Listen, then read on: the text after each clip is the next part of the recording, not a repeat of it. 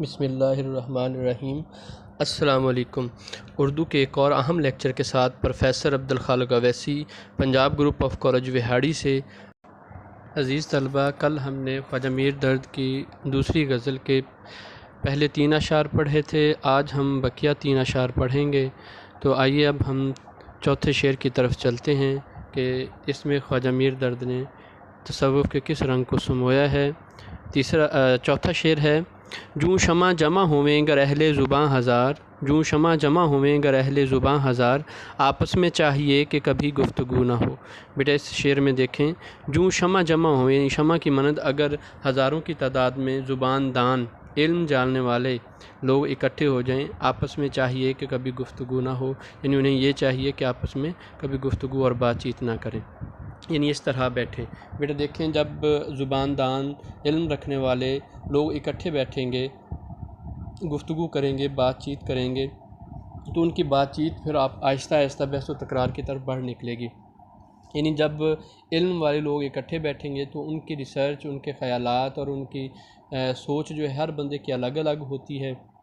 جب ان کی سوچ ملا نہ کھائے گی تو وہ بندہ اپنی یعنی بات کو سچ ثابت کرنے کے لیے دلیلیں دے گا، دوسرا بندہ جو ہے اپنی بات کو سچ ثابت کرنے کے لیے دلیلیں دے گا۔ اس طرح دونوں ایک نتیجے پر نہ پہنچ پائیں گے اور لہٰذا ان کی بات اور گفتگو جو ہے وہ بحث و تکرار تک جا پہنچے گی، کیونکہ دونوں اپنے آپ کو سچ ثابت کرنے کی کوشش میں لگ جائیں گے۔ تو یہ چیز پھر مطلب نہ وہ ان کی بات سنیں گا، یعنی ایک دوسرے کی بات سنیں گے، یعنی وہ ایک دوسرے کی بات نہ سنیں گے بلکہ ہر کوئی اپنی دلیلیں پیش کر رہا ہوگا اور وہ کسی نتیجے پر نہ پہنچ پائیں گے۔ جیسے نبی کریم صلی اللہ علیہ وسلم کی حدیث مبارکہ ہے کہ جس شخص نے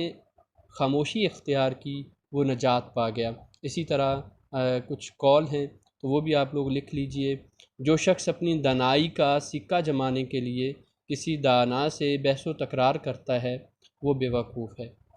اسی طرح ایک اور قول ہے کہ خاموشی نصیب نہ ہو تو علم ایک عذاب ہے۔ تو بیٹا دیکھیں کہ جو بندے علم جاننے والے ہوتے ہیں تو علم ہمیں یہی چیز سکھاتا ہے کہ جاہلوں کے سامنے بحث و تکرار نہیں کی جا سکتی ہے۔ یعنی اب دیکھیں جن کے پاس علم نہیں ہوتا ہے تو وہ پھر بحث و تکرار کرتے ہیں، یعنی جو علم رکھنے والے ہوتے ہیں پھر وہ ان کی باتیں چاہے وہ اچھی ہوں یا بری ہوں وہ سنتے رہتے ہیں، اس کے بارے میں کوئی دلیل نہیں دیتے ہیں، کیونکہ وہ بندہ اپنے آپ کو پڑھا لکھا ثابت کر رہا ہوتا ہے، اپنے آپ کو بڑا علم اور فضل والا ثابت کرنے کی کوشش کرتا ہے۔ تو یہ ان چیزوں کا یہاں پہ شاعر نے تذکرہ کیا۔ اگر اسی چیز کو تھوڑا سا تصوف کے رنگ میں دیکھا جائے، بیٹا جن لوگوں کے دل کی آنکھ روشن ہو جاتی ہے، جو راز و رموز جان لیتے ہیں، تو پھر وہ لوگوں پر یعنی عام لوگوں پر وہ رموز جو ہوتے ہیں، یعنی جو راز کی باتیں ہوتی ہیں وہ پھر بیان نہیں کرتے ہیں، کیونکہ ان کی عقل، ان کی سوچ ناقص ہوتی ہے، اور اگر وہ ان کے سامنے اللہ تعالیٰ کے جو راز ہیں وہ بیان کر دیں تو وہ یعنی ان باتوں کو برداشت نہیں کر پائیں گے، کیونکہ ان کا شعور اور ان کی عقل ان لوگوں سے مختلف ہوتی ہے۔ وہ اپنی فطرت اور اپنے علم، اپنے شعور کے مطابق اس کی وضاحت کرے گا، اس طرح آپس میں اختلاف پیدا ہوں گے اور ہر کوئی اپنے نفس کا شوق پورا کرے گا اور اپنے مجاہدوں اور اپنی ریاضتوں کا ذکر کرے گا۔ یعنی جو اہل تصوف لوگ ہوتے ہیں نا، جب وہ آپس میں گفتگو کریں، بات چیت کریں، یا اہل دل لوگ ہوتے ہیں جن کی دل کی آنکھ روشن ہوتی ہے، جب وہ اپنی ریاضتوں کا، اپنے مجاہدات کا ذکر کریں گے تو پھر وہ بحث و تکرار پر اتر آئیں گے کہ نہیں جی اس طرح نہیں تو اس طرح بات ہوتی ہے، اس طرح نہیں تو یہ عبادات ہونی چاہیے، تو اس طرح پھر وہ کسی نتیجے پر نہیں پہنچیں گے۔ حالانکہ یہی حب جاہ اس سفر میں سخت ترین مقام اور سنگ گراں ہے، بس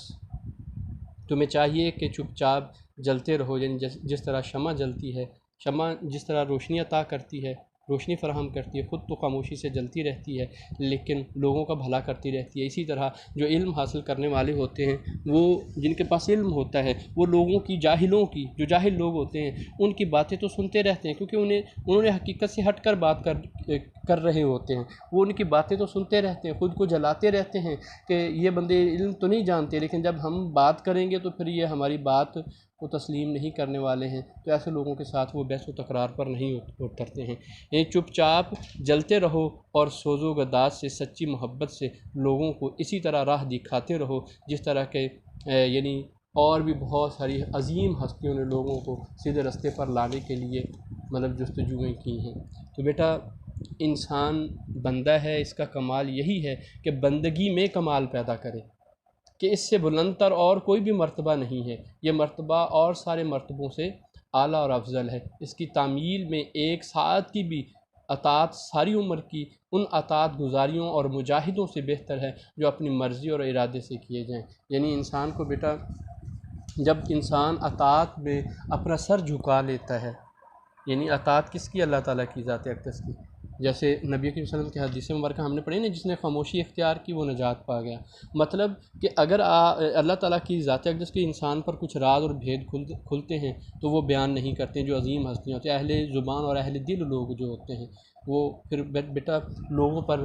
یعنی اپنی اس حقیقت کی وضاحت نہیں کرتے، وہ تو اپنے آپ کو اور زیادہ چھپانے کی کوشش کرتے ہیں۔ اسی طرح جو علم والے لوگ ہوتے ہیں وہ علم کی شمع کو تو لوگوں تک پھیلاتے رہتے ہیں، لیکن بحث و تکرار میں نہیں پڑتے ہیں، کیونکہ بحث و تکرار سے انسان کا جو علم ہے وہ کیا ہو جاتا ہے، اس سے یہ ظاہر ہوتا ہے کہ اس بندے کے پاس بھی علم نہیں ہے، یہ بھی بحث و تکرار، یعنی اس نے علم تو حاصل کیا لیکن اس سے عمل نہیں حاصل کیا۔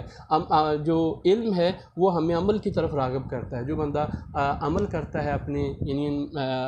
ان باتوں پر جو اس کے پاس علم ہوتا ہے تو وہی حقیقت میں کامیاب ہوتے ہیں، کامیابی اسی چیز کا نام ہے۔ لیکن جو بندے بحث و تکرار پر اتر آتے ہیں تو یہ چیزیں پھر انسان کو تباہ و برباد کر دیتی ہے۔ بیٹا اس کائنات میں دیکھیں،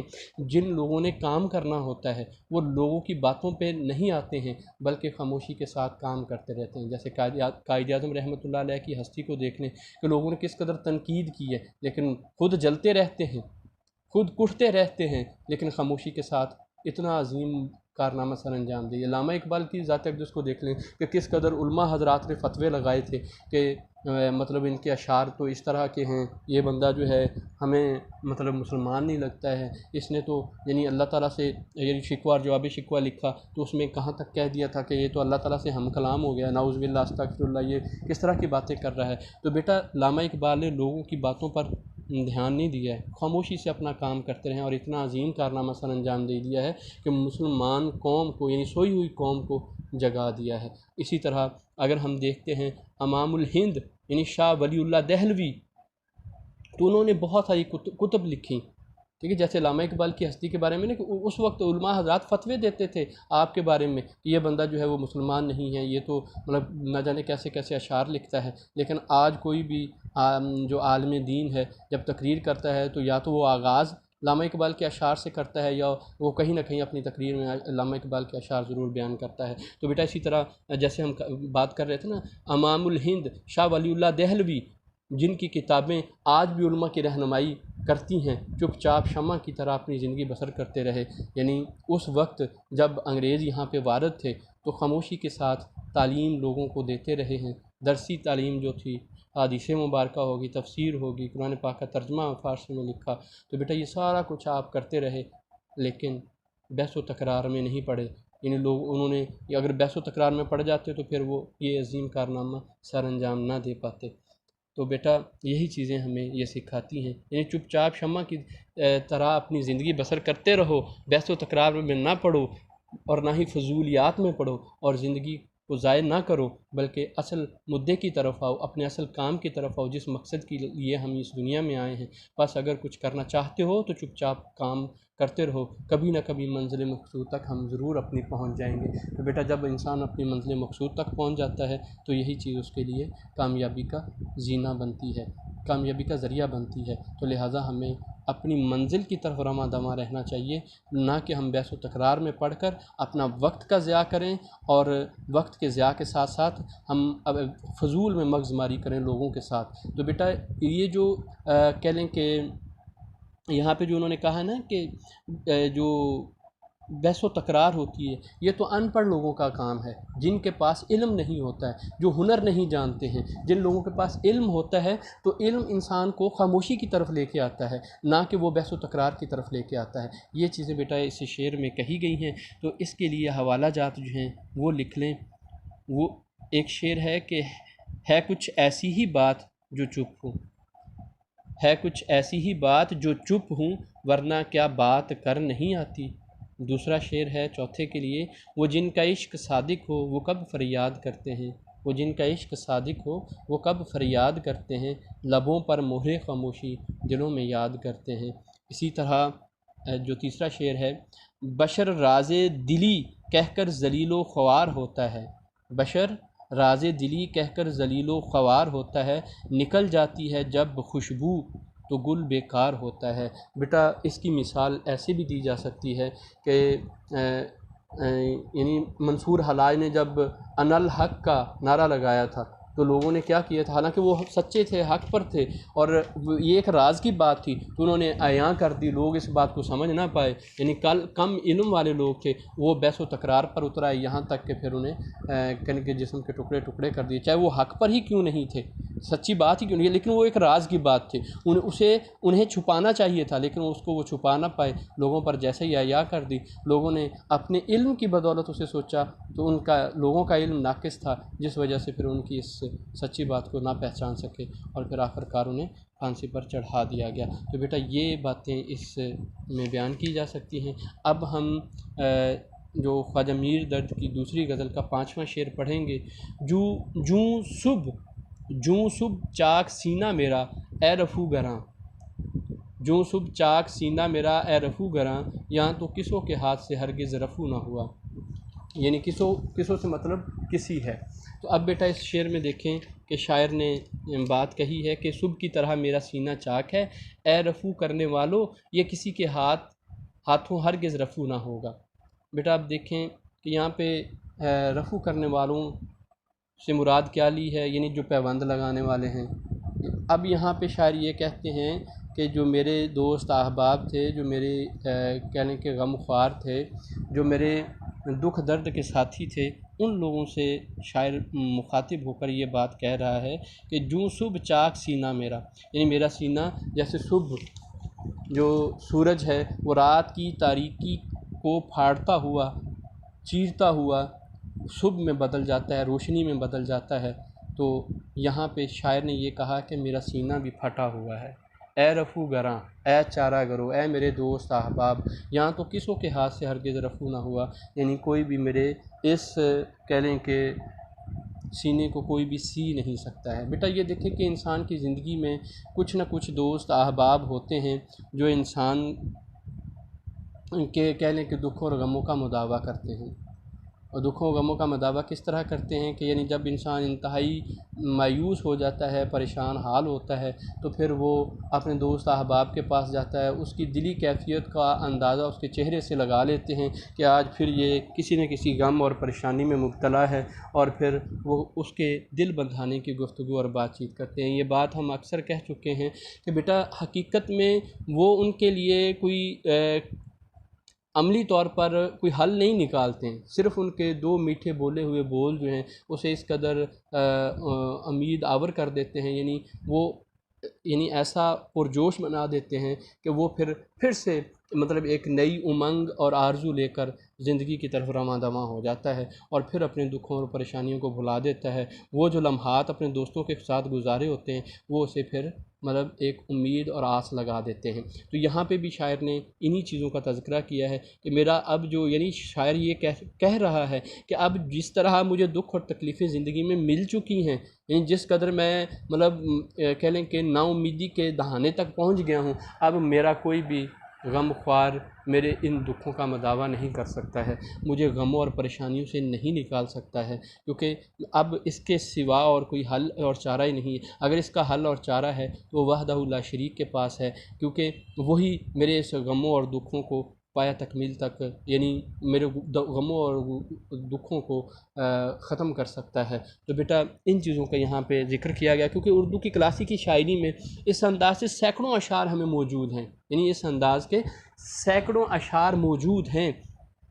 جن میں شاعر اور عاشق کے گریباں چاک ہونے کا ذکر ملتا ہے۔ محبت کی شدت میں جب جنون اور دیوانگی کی کیفیت طاری ہوتی ہے تو جو عاشق ہوتا ہے وہ اپنے گریبان کو پکڑتا ہے اور پھر کیا کرتا ہے، تار تار کر دیتا ہے۔ بیٹا یہ جنون کی کیفیت جو ہوتی ہے نا، اس میں انسان بے خودی کی کیفیت میں چلا جاتا ہے، اسے پھر اپنا کوئی ہوش نہیں رہتا ہے، پھر وہ اپنے گریباں کو چاک چاک کر دیتا ہے، یعنی جو امید اور آس اس نے لگائی ہوتی ہے جب وہ پایا تکمیل تک نہیں پہنچتی ہے، وہ منظر جب اس کی آنکھوں سے نہاں ہو جاتا ہے، یعنی اس منظر کو جب وہ دیکھ نہیں سکتا ہے، چھپ جاتا ہے وہ منظر، تو پھر کیا ہوتا ہے، وہ اپنے گریباں کو چاک چاک کر دیتا ہے۔ تو محبت کی شدت میں جب جنون اور دیوانگی کی کیفیت طاری ہوتی ہے تو عاشق اپنا رہ رہ کر گریباں چاک کرتا ہے اور جنگلوں کی طرف، صحراؤں کی طرف دیوانہ وار پھرتا ہے، اور صرف کیا ہوتا ہے کہ اپنے محبوب کی یاد کو اپنے دل میں بسائے ہوئے ہوتا ہے۔ تو شاعر کہتا ہے کہ اے رفو گراں، اب اس وحشت سے، اس دیوانگی سے مجھے کوئی بھی نہیں نکال سکتا ہے، اب میری اس وحشت کا اور دیوانگی کا اور کوئی علاج نہیں ہے۔ بیٹا یہاں پہ میں نے جیسے کہا نا کہ اب جیسے انہوں نے رفو گر سے جو مراد لیا ہے، پیار محبت سے غموں اور دکھوں کا بوجھ ہلکا کرنے والے دوست احباب ہیں، ہمدرد ہیں، غم گسار ہیں۔ میر درد اپنے انہی غم گساروں سے مخاطب ہے اور اپنے چاک سینے کو صبح کے طلوع ہونے سے تشبیہ دیتے ہیں کہ جس طرح صبح کی روشنی رات کی تاریکی کا سینہ پھاڑ کر نکل آتی ہے اور چاروں طرف پھیل جاتی ہے، اسے بھی کوئی نہیں روک سکتا، اسی طرح میرے سینے کا چاک بھی بہت بڑا ہے، یعنی میرے غم اور دکھ بھی ایسے ہیں کہ ان کا مداوع ممکن نہیں، پس تم ان دکھوں کا مداوع کرنے کی کوشش نہ کرو۔ دنیا میں ان غموں کا ازالہ کرنے والا کوئی نہیں ہے سوائے وحدہ لا شریک کے، پس اے میرے غم گسارو تم کیوں مجھے بدقسمت کے لیے ہلکان ہوتے ہو۔ یعنی اپنے دوست احباب سے شاعر یہ کہتا ہے کہ تمہیں ہلکان ہونے کی اب ضرورت نہیں ہے، تمہیں اب پریشان ہونے کی ضرورت نہیں ہے، ان دکھوں اور غموں کا مداوع ہے صرف اور صرف اس وحدہ لا شریک کے پاس ہے۔ اگر وحدہ لا شریک کی اگر میں ایک جھلک دیکھ لوں گا، اگر وحدہ لا شریک ایک نظر میرے دکھوں اور غموں پر ڈال دیں تو میرے سارے کے سارے دکھ اور غم کس میں بدل جائیں گے؟ راحت میں بدل جائیں گے۔ تو بیٹا ان چیزوں کا ذکر کیا گیا ہے، اس کے لیے اشعار جو ہیں وہ لکھ لیں آپ۔ ہر زخم جگر داور محشر سے ہمارا، ہر زخم جگر داور محشر سے ہمارا، انصاف طلب ہے تیری بیداد گری کا۔ اسی طرح ایک اور شعر ہے، مصحفی ہم تو یہ سمجھے تھے کہ ہوگا کوئی زخم، مصحفی ہم تو یہ سمجھے تھے کہ ہوگا کوئی زخم، تیرے دل میں تو بہت کام رفو کا نکلا۔ اسی طرح پانچویں کے لیے تیسرا شعر ہے، چارہ گر تو اپنے مصروف بدل ہیں لیکن، چارہ گر اپنے تو مصروف بدل ہیں لیکن، کوئی تقدیر کے لکھے کو مٹا سکتا ہے۔ تو بیٹا یہ اشعار اس میں لکھے جا سکتے ہیں۔ عزیز طلبہ، اب ہم خواجہ میر درد کی دوسری غزل کا آخری شعر یعنی مقطع کا شعر پڑھتے ہیں،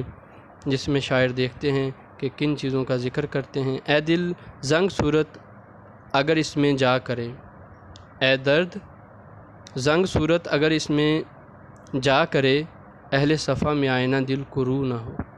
اب اس میں دیکھیں جو پہلا مصرع ہے، اے درد، شاعر نے اپنا تخلص استعمال کیا ہے، زنگ صورت یعنی جس کو زنگ لگا ہوا، اگر اس میں جا کرے یعنی اس میں کوئی جگہ بنا لیتا ہے، اہل صفا میں آئینہ دل کو رو نہ ہو، اہل صفا یعنی نیک لوگوں میں، آئینہ دل یعنی دل جو ہے انسان مومن کا دل جو ہے ایک آئینے کی شکل، آئینے کی طرح ہوتا ہے، یعنی بالکل صاف ہوتا ہے، کوئی رو نہ ہو یعنی چہرہ نہ ہو، توجہ نہ ہو۔ بیٹا دیکھیں جو تصوف کے علم کو جاننے والے ہیں، تصوف کے بارے میں کچھ سوجھ بوجھ رکھنے والے ہیں، تو ان لوگوں کے لیے شاعر نے یہ بیان کیا ہے، کیا کہتے ہیں کہ یعنی جو لوگ اللہ کے سوا کسی اور ذات کو اپنے دل میں بسا لیتے ہیں تو وہ کیا ہے، ان کے دل کو جیسے زنگ لگا ہوا ہے۔ یعنی جو تصوف کے علم کو جاننے والے لوگ ہیں ان کے لیے یہ شعر شاعر نے بڑے خوبصورت انداز میں اس میں بات بیان کی ہے۔ وہ یہی بات کا تذکرہ کرتے ہیں کہ ایک مومن کا دل ایک شیشے کی مانند ہوتا ہے، وہ اس دل میں صرف اور صرف وحدہ لا شریک کی محبت ہوتی ہے۔ درد اہل دل کو خبردار کر رہے ہیں کہ اگر تم نیک، پرہیزگار اور اللہ کے محبوب بندوں میں شمار ہوتے ہو تو یہ اس خالق کی مہربانی ہے، اس میں اس محبوب حقیقی کی رضا شامل ہے۔ تم تو اپنی مرضی سے کچھ بھی نہیں کر سکتے، اگر وہ چاہے تو تمہاری تمام نیکیاں اور پرہیزگاری خاک میں ملا دے، اور تم جو ہر لمحہ دل کے آئینے میں جب ذرا سی گردن جھکائی دیکھ لی کہ مصداق محبوب حقیقی کے جلووں سے نوازے جاتے ہو تو یہ نعمت اسی کی عطا کردہ ہے۔ اگر وہ چاہے تو تمہارے دلوں میں حسد و قدورت کی ایک چٹکی ہی ڈال دے تو تم اس چٹکی اور ذرے کو اپنی ہوس اور لالچ سے اتنا بڑا حال ہوگے کہ تمہارا یہ صاف شفاف آئینہ تختہ بن جائے گا، یعنی بالکل تاریک ہو جائے گا، اور پھر اس لیے تم ان گناہ گاروں کو حقارت کی نظر سے نہ دیکھو کہ یہ محض مجبور ہیں۔ ہر دم خدا سے ڈرتے رہو کہ وہ جو چاہے کرتا ہے، جس کو چاہے عزت دیتا ہے، جسے چاہے ذلت دیتا ہے۔ وَتُعِزُّ مَن تَشَاءُ وَتُذِلُّ مَن تَشَاءُ، بس ڈرو اس وقت سے جب وہ تمہارے دلوں کو تاریک کر دے گا کہ وہ ہر چیز پر قادر ہے۔ یہ سب تو اس کی نظر کرم کی بدولت ہے۔ قدرت انسان سے اپنا رویہ اور سلوک بدلتی رہتی ہے۔ یہ عروج و زوال انسان کی آزمائش کے لیے ہے۔ اسے خوشی اور ترقی کی حالت میں آپ سے باہر نہیں ہونا چاہیے، اور غم و ناکامی اور زوال میں مایوس نہیں ہونا چاہیے، بلکہ صبر و برداشت سے کام لینا چاہیے کہ یہ حالتیں سدا ایک سی نہیں رہتی ہیں۔ تو بیٹا یہاں پہ خواجہ میر درد جو ہیں اپنے آپ سے مخاطب ہیں کہ اے درد، یہ جو نیک لوگ ہیں اس لیے کہ ان کے دل میں لالچ نہیں، ہوس نہیں، حسد نہیں، کسی سے کدورت نہیں، ان کے دل بالکل دنیاوی آلائشوں سے پاک اور صاف ہوتے ہیں، اور اسی وجہ سے یہ اعلیٰ مقام اور مرتبہ لیے ہوتے ہیں۔ اس لیے تو ان کے شیشے کی دل ان کے شیشے کی مانند ہیں۔ یہ سب اس مالک حقیقی کی رضا ہے، لیکن اگر وہ چاہے اور ان کے دلوں میں ذرا برابر بھی کدورت و حسد اور لالچ ہوس کی سیاہی زبردستی جگہ بنا لے تو ان کے دل اس ایک کہہ لیں کہ سیاہ دھبے کی مانند ہیں، جو کہ بالکل سیاہ رنگ کا ہوتا ہے۔ حسد و کدورت اور لالچ کو سیاہی اس لیے کہا ہے کہ اس کا ہلکا سا نشان بھی پھیل کر بہت بڑا ہو جاتا ہے، یعنی انسان اپنی ذات سے اس چھوٹے سے دھبے کو بھی بہت بڑا بنا لیتا ہے۔ اسی طرح جب دل میں ذرا برابر بھی لالچ اور حسد کدورت کی میل آ جائے تو یہ بڑھتی ہی جائے گی، اور ایمان کا نور اور روشنی اس میں بالکل ہلکا ہوتا جائے گا۔ اسی سیاہ رنگ میں دل سے انہیں کچھ امید نہ ہو، یعنی اس سیاہ رنگ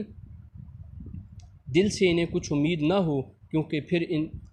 پھر ان پر اس خالق و مالک کی کسی قسم کی کوئی رعایت بھی نہ ہو۔ تو بیٹا دیکھیں کہ اللہ تعالیٰ کا کرم اور فضل ہر بندے پر ہوتا ہے، وہ جسے چاہتا ہے عزت دیتا ہے، جسے چاہتا ہے ذلت دیتا ہے، یہ سب کچھ اس کے قبضہ قدرت میں ہے۔ اگر یہاں پہ جو شاعر نے کہا ہے کہ اے انسان، اگر تو اپنے دل میں کسی اور ذات کو بٹھا لیتا ہے، کسی اور سے لو لگا لیتا ہے، کسی اور سے اپنی امیدیں وابستہ کر لیتا ہے، تو یہ چیز تمہارے لیے ایک سم قاتل کی سی ہے، تمہیں تباہ و برباد کرنے کے لیے کافی ہے۔ لہٰذا تو تجھے اپنا دل ایک شیشے کی مانند رکھنا چاہیے۔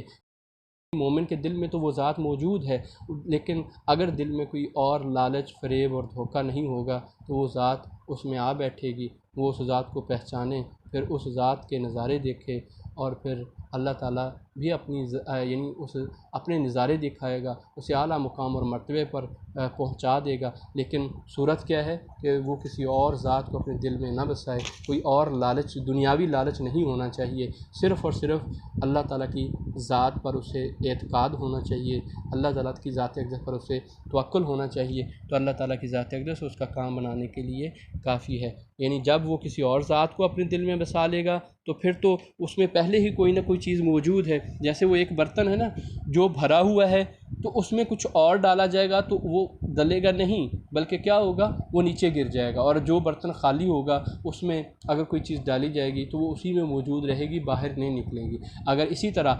انسان اپنے دل میں کسی کو پہلے سے بٹھایا ہوا ہے تو پھر رب تو وہاں پہ آ کے نہیں بسے گا نا، تو رب تو وہاں پہ بسے گا جو بالکل صاف اور شفاف ہوگا، جہاں پہ کچھ بھی نہیں ہوگا۔ تو جب رب بس جائے گا انسان کے دل میں، لمحہ لمحہ وہ اسی کی یاد میں بسر کرے گا، تو پھر اس کے سارے کام سنورتے چلے جائیں گے، اس پر وہ راز منکشف ہوں گے جو صحیح انسانیت کا شرف ہے، جو حقیقت میں انسان اس کام کے لیے جو دنیا میں آیا ہے وہ شرف حاصل انسان کو ہوتا چلا جائے گا۔ تو بیٹا یہ چیزیں اس میں بیان کی گئی ہیں۔ اب ہم چھٹے کے لیے اشعار بیان کرتے ہیں۔ زنگ آلود ہے یہ آئینہ، زنگ آلود ہے یہ آئینہ، ایسے دل کی نہیں کوئی قیمت۔ اسی طرح ایک اور شعر ہے، بلکہ یہ پوری غزل ہی اس میں پوری سیٹ ہو سکتی ہے، تو وہ ہم بیان کرتے ہیں۔ مکمل دو ہی دانوں پہ یہ تسبیح محبت ہے، مکمل دو ہی دانوں پہ یہ تسبیح محبت ہے، جو آئے تیسرا دانہ یہ ڈوری ٹوٹ جاتی ہے۔ مقرر وقت ہوتا ہے محبت کی نمازوں کا، مقرر وقت ہوتا ہے محبت کی نمازوں کا، ادا جن کی نکل جائے قضا بھی چھوٹ جاتی ہے۔ محبت کی نمازوں میں امامت ایک کو سونپو، محبت کی نمازوں میں امامت ایک کو سونپو، اسے تکنے سے نیت ٹوٹ جاتی ہے۔ محبت دل کا سجدہ ہے جو ہے توحید پر قائم، محبت دل کا سجدہ ہے جو ہے توحید پر قائم، نظر کے شرک والوں سے محبت روٹھ جاتی ہے۔ تو بیٹا یہ اشعار اس میں لکھے جا سکتے ہیں حوالے کے۔ انشاءاللہ اگر کسی چیز کی آپ کو سمجھ نہ آئی ہو تو وہ آپ ہمیں سوال کر سکتے ہیں، پوچھ سکتے ہیں، تو پھر ہم کسی اور لیکچر کے ساتھ حاضر ہوں گے۔ والسلام، اللہ حافظ۔